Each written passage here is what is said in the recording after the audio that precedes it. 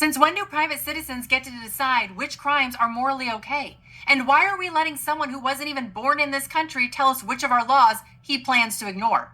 Can you imagine what would happen if we went to Uganda, stood on a stage, and openly promoted breaking the law? I don't think their government would take kindly to that.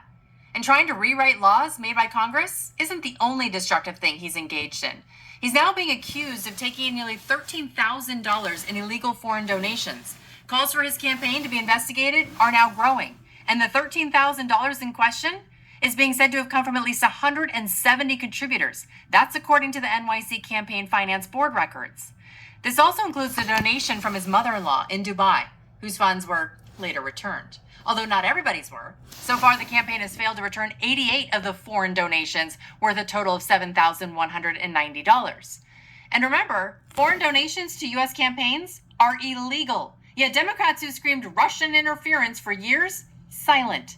Suddenly, foreign influence isn't a problem when it's helping their socialist. And here's where it gets slimy.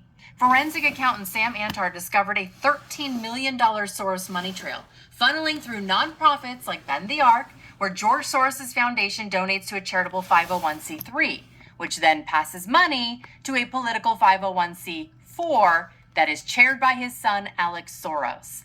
Antar writes, quote, "Memo to Zoran Mamdani, you rail against billionaires and boast about taxing them, yet George Soros got a tax deduction to bankroll the very pipeline that's now endorsing you.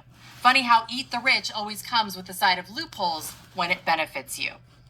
Now, after doing some digging, we also discovered that Jamie Burren is the CEO for both entities, essentially running both the charity that gets the money and the political arm, making the shows up in New York City's campaign finance reports. Not the $13 million pipeline, not the Soros money, not the overlapping leadership.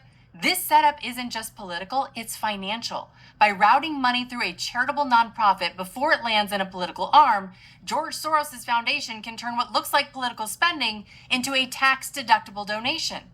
Soros is funding political causes and writing them off as charity. Doesn't that loophole go against everything Mamdani apparently stands for? And just to top it off, in the hours leading up to the ceasefire and release of hostages, Mamdani ran in the New York City Gaza 5K. He was raising money for the notorious UN Relief and Works Agency for Palestine refugees.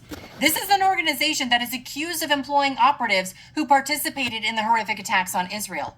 And who does he bring out for star power? None other than Letitia James. Apparently, the New York Attorney General thought the crowd was pledging allegiance to mortgage fraud. And the sign seems eerily relevant, doesn't it? Because it sure looks like her time has come.